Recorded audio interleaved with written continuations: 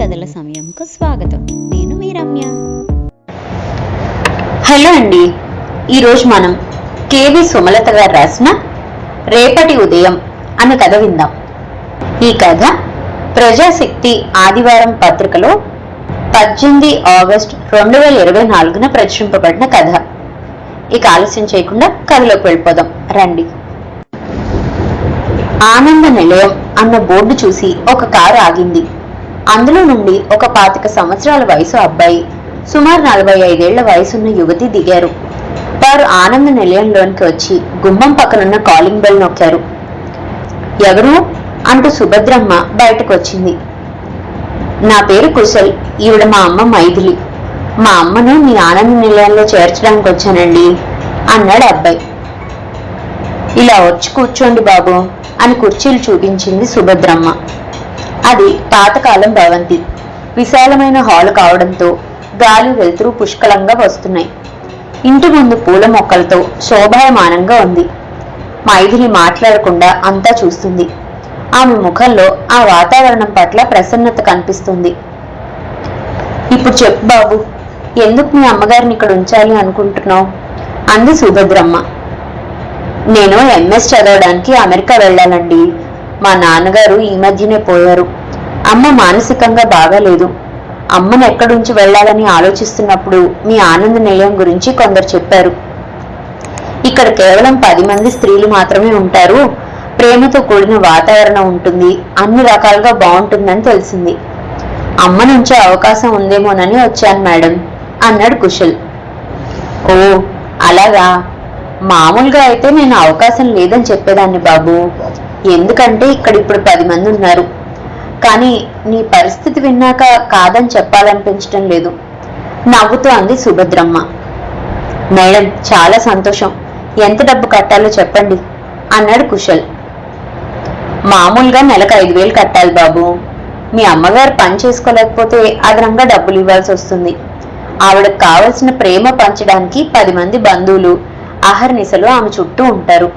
దానికి నువ్వేమీ ఇవ్వనవసరం లేదు మళ్ళీ నవ్వుతూ అంది సుభద్రమ్మ. ఇప్పుడు కుశల్తో పాటు మైథిలి కూడా నవ్వింది. మేడం, నేను మరో 15 రోజుల తర్వాత అమ్మని తీసుకొని వస్తాను అంటూ లేచాడు కుశల్. వాళ్ళు వెళ్ళాక సుభద్రమ్మ ఆలోచనలు 2 ఏళ్లు వెనక్కి వెళ్ళాయి. సుభద్రమ్మ ఆనందరావుది అనురాగాలతో అల్లుకున్న కుటుంబం. వారిద్దరి ప్రేమ ఫలాలే సాహితీ సాగర్లు. పిల్లల చదువుల కోసం రెక్కలు ముక్కలు చేసుకుని ఉన్నత విద్యను అందించారు. పిల్లలు స్థిరపడ్డాక వారికి తగిన సంబంధాలు చూసి వివాహాలు జరిపించారు.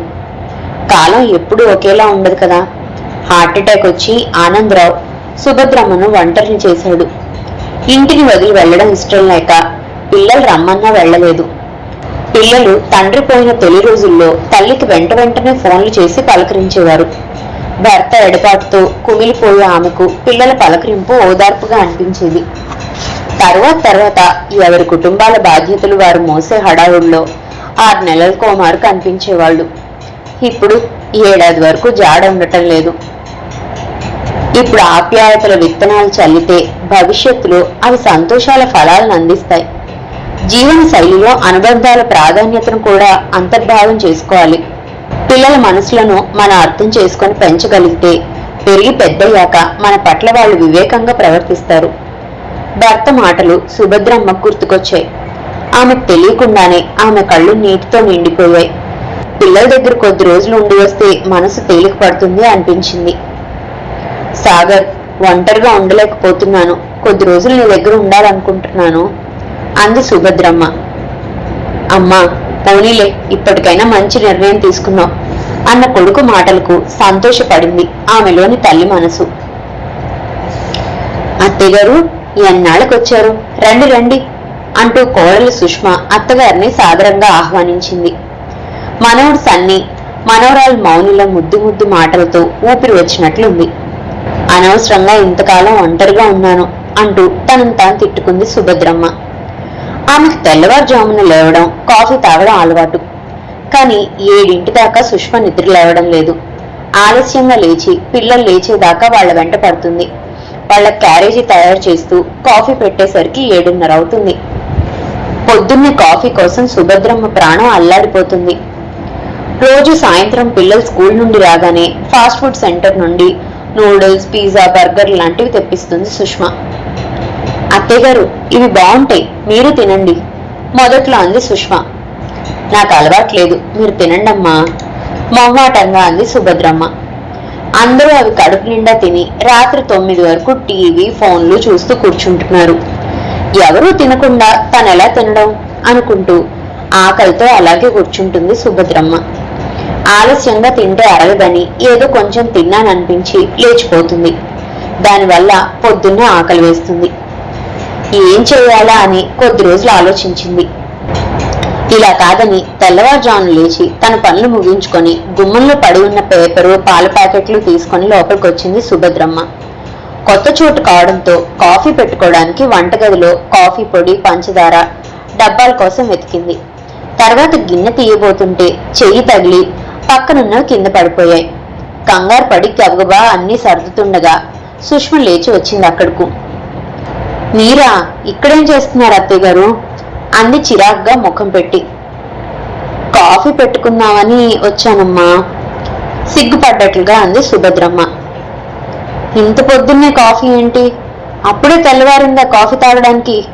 చిన్న పిల్లల్లాగా అంత తొందర ఏంటి? విసుక్కుంటూ గదిలోకి వెళ్ళిపోయింది సుష్మ. రాత్రి పడుకునేసరికి ఆలస్యం అవుతుంది కదమ్మా, ఇంత పొద్దున్నే లేపేస్తే కష్టం అనిపించింది. ఎప్పుడోకప్పుడు నీకు కాఫీ ఇస్తుంది కదా, నీకెందుకు ఇవన్నీ విసుగ్గా అన్నాడు సుష్మ వెనకే వచ్చిన సాగర్. సుభద్రమ్మకు ఒకప్పుడు సాగర్ అన్న మాటలు గుర్తొచ్చాయి. సుష్మ, మా అమ్మని చూడు, కోడి కుయ్యక ముందే లేచి పనులు పూర్తి చేసుకొని మాకు కావలసినవన్నీ సిద్ధం చేస్తుంది. మా అమ్మ చేతి కాఫీ వాసనకే మేము నిద్రలేస్తాం. ఇంటి ఇల్లాలు ఎలా ఉండాలో మా అమ్మని చూసి నేర్చుకో పెళ్ళైన కొత్తలో భార్యతో అన్నాడు సాగర్. అప్పుడు బెల్లమైన అమ్మ ఇప్పుడు అల్లమైందా? చెమర్చిన కళ్ళు తుడుచుకొని కింద పడిన గిన్నెలు సర్ది పాలు ఫ్రిడ్జ్ లో పెట్టి హాల్లో కూర్చుంది సుభద్రమ్మ. సాగర్, సుష్మ ఇంట్లో ఉన్నంతసేపు ఫోన్లో మాట్లాడుతూనో టీవీ చూస్తూనో గడిపేస్తారు. వేళకు టిఫిన్లు, భోజనాలు చేరు. పిల్లలైనా అంతే, ఆకలి అనగానే ఏదైనా ఆర్డర్ పెట్టుకుంటారు, లేకపోతే అందరూ కలిసి ఏదైనా హోటల్కి వెళ్ళిపోతారు. వాళ్ళు తినే బిర్యానీలు సుభద్రమ్మ తినలేకపోతుంది. తల్లి పడే ఇబ్బంది గురించి సాగర్ ఎంత మాత్రం పట్టించుకోవడం లేదు. చూసి చూడనట్లుంటున్న కొడుకు ప్రవర్తన ఆవిడకి బాధ కలిగించింది. మీరిద్దరూ కాసేపు నా దగ్గర కూర్చొని కబుర్లు చెప్పండమ్మా ఒకరోజు పిల్లలతో అంది సుభద్రమ్మ. నాని, నాకు హోంవర్క్ ఉంది, అయ్యాక కంప్యూటర్లో కొత్త గేమ్ ఆడుకోవాలి అంది మౌని. నాని, నాకు హోంవర్క్ అయ్యాక మా ఫ్రెండ్ వస్తాడు, కొత్త వీడియో చూడాలి అన్నాడు సన్నీ. ఎప్పుడు చదువు, కంప్యూటర్ల దగ్గర కూర్చుంటే మీకు శారీరకంగా వ్యాయామం ఎలా అవుతుంది అంది సుభద్రమ్మ. అవన్నీ మా రోజుల్లో, ఇప్పుడంతా పోటీ ప్రపంచం, చదువు చదువు చదువు అంతే.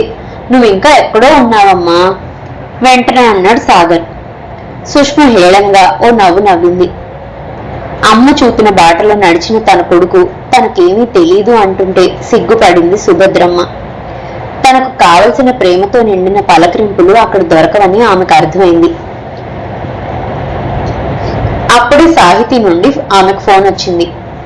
అమ్మా, అప్పుడే అన్నయ్య దగ్గరకు వచ్చి 2 నెలలు కావస్తుంది, నా దగ్గరకు కూడా రామ్మా అంటూ గొడవ చేసింది. ఎంతైనా ఆడపిల్ల ఆడపిల్లే అని మురిసిపోయింది సుభద్రమ్మ. రేపటికి టికెట్ తీసుకోమని అన్నయ్య చెప్తాను సాహితీ ఆనందంగా అంది సుభద్రమ్మ. పెద్దగా అభ్యంతరం పెట్టకుండానే చెల్లెల దగ్గరికి వెళ్ళడానికి తల్లిని రైలు ఎక్కించాడు సాగర్. అమ్మా, అన్నయ్య వాళ్ళ ఇంట్లో నేను బాగా చూసుకున్నారా ఆప్యాయంగా అడిగింది సాహితి. చెమర్చిన కళ్ళు కనబడనివ్వకుండా చూసుకున్నారు అన్నట్లుగా తలాడించింది సుభద్రమ్మ. అమ్మా, అది సరేలే కాని ఈ ఇల్లు నీ ఇల్లు అనుకో, నేను ఆయన పొద్దున్నే వెళ్ళి సాయంత్రం వస్తాం. పిల్లల సంగతి అంతే, వాళ్ళు ఎప్పుడు వెళ్తారో ఎప్పుడు వస్తారో వారికే తెలీదు. ఇంట్లో పని మనిషి ఉంది, తనతో దగ్గరుండి చేయించుకో అంది సాహితి. పోనీలే, ఇక్కడైనా నాకు నచ్చినట్లుగా ఉండవచ్చు మనసులో అనుకుంది సుభద్రమ్మ. అమ్మా, నువ్వు వంట బాగా చేస్తావని మా ఆయన అంటున్నారు, నువ్వు వంట చేయగలవా అంది సాహితి. దానికేం భాగ్యం, చేస్తాను అంది సుభద్రమ్మ. అది మొదలు ఆమె వంటగదికి అంకితమైంది. సాహితికి ఒకసారి, వాళ్ళ ఆయనకు ఒకసారి, మనవడికి ఒకసారి, మనవరాలకు ఒకసారి టిఫిన్లు చేయడం, క్యారేజీలు సర్దడం, రాత్రికి మళ్ళీ వాళ్ళు కోరినవి చేసి వడ్డించడంతో తలకు మించిన భారమైంది. 10 రోజులు గడిచేసరికి రాత్రి అయ్యేసరికి ఒళ్ళు పులిసిపోయి జ్వరం వచ్చినట్లయింది. కానీ సాహితి తల్లి పరిస్థితి గమనించకుండానే కొత్త కొత్త కోరికలు కోరుకుంటుంది. పిల్లలు అడిగారనో, ఆఫీస్లో స్నేహితులు అడిగారనో రోజుకొకటి ఆర్డర్ వేస్తుంది. అలా అడిగేటప్పుడు కొంచెం కూడా తల్లి చేయగలదా లేదా అని ఆలోచించేది కాదు. నెల గడిచింది. ఒకరోజు సుభద్రమ్మకు ఒళ్ళు నొప్పులతో బాగా జ్వరం వచ్చింది. మధ్యాహ్నం ఏమీ తినకుండానే గదిలోకి వెళ్లి దుప్పటి ముసుగు వేసుకుని పడుకుంది. సాయంత్రం అయినా కళ్ళు తెరవలేదు. అమ్మా, ఏంటి పడుకున్నావు? బాగా తలనొప్పిగా ఉంది, నీ చేతి కాఫీ పడితేనే తగ్గుతుంది అంటూ గది లోపలికి వచ్చింది సాహితి. ముసుగులో నుండి కదలిక లేకపోవడంతో దుప్పటి లాగి చూసింది సాహితి. ఒళ్ళు కాలిపోతుంది వేడిగా. అమ్మో, చాలా జ్వరం ఉంది అంది సాహితి. వెంటనే హాస్పిటల్కి తీసుకువెళ్ళింది. వైరల్ ఫీవర్, చాలా విశ్రాంతి అవసరం, మందులు జాగ్రత్తగా వాడండి అన్నారు డాక్టర్ గారు. అమ్మా, నాకు సెలవులు ఉండవు, నీకు విశ్రాంతి అవసరం అంటున్నారు కదా, అన్నయ్య దగ్గరకు పంపించనా అంది సాహితి. ఆ మాటకు సుభద్రమ్మ మనసు చివుక్కుమంది. చిన్నప్పుడు వీళ్ళకి ఆరోగ్యం బాగాలేనప్పుడు నేనేమీ చేయలేదా అని బాధపడింది. సాహితి, 2 రోజులాగి నేను మన ఇంటికి వెళ్ళిపోతాను అంది సుభద్రమ్మ. అక్కడ నిన్నెవరు చూస్తారు అంది సాహితి. మీ నాన్నగారు చూస్తారు సీరియస్ గా అంది సుభద్రమ్మ. సాహితి గతుక్కుమన్నట్లుగా చూసింది. సుభద్రమ్మకు తెల్లవారి కాస్త జ్వరం తగ్గింది. ఆ సాయంత్రం అక్కడి నుండి తిరుగు ప్రయాణమైంది. సుభద్ర, ఒంటరిగా ఏం ఆలోచిస్తున్నావు? వంట అయింది, అందరూ నీకోసం ఎదురు చూస్తున్నారు, భోజనం చేద్దాం పదా అంటూ లోపల నుండి ఒక ప్రౌఢ యువతి వచ్చింది అక్కడికి. అక్క, ఈ ఆనంద నిలయం పుట్టుక గురించి ఆలోచిస్తున్నాను. నాకు మా ఆయన పెన్షన్ వస్తుంది కాబట్టి ఆర్థికంగా ఇబ్బంది లేదు. అది కూడా లేకపోతే నా పిల్లలు ఇంకెంత నిరాదరణకు గురి చేసేవారో. తల్లిదండ్రులను ప్రేమగా చూసుకునే పిల్లలు ఎంతమంది ఉన్నారో తెలియదు, కానీ పిల్లల ప్రవర్తనతో బాధపడే తల్లిదండ్రులే ఎక్కువ మంది ఉన్నారు. వారి గురించి ఆలోచించి కృంగిపోకుండా జీవితాన్ని మరో దిశగా నడిపించుకోవడమే నేటి తల్లిదండ్రులు నేర్చుకోవాలక్క అంది సుభద్రమ్మ. నువ్వు అలా ఆలోచించావు కాబట్టి మాకు నీడ దొరికింది అందావిడ. సుభద్రమ్మ నవ్వుతూ ఆనందరావు ఫోటో వైపు చూసింది. ఇదండి కేవి సుమలత గారు రాసిన రేపటి ఉదయం కథ. మరో మంచి కథతో మళ్ళీ కలుసుకుందాం. అంతవరకు సెలవు. ఈ కథ కనుక మీకు నచ్చినట్లయితే లైక్ చేయండి, షేర్ చేయండి. అండ్ మరిన్ని ఇంట్రెస్టింగ్ కథల కోసం ప్లీజ్ సబ్స్క్రైబ్ టు మీ కథల సమయం. Thank you.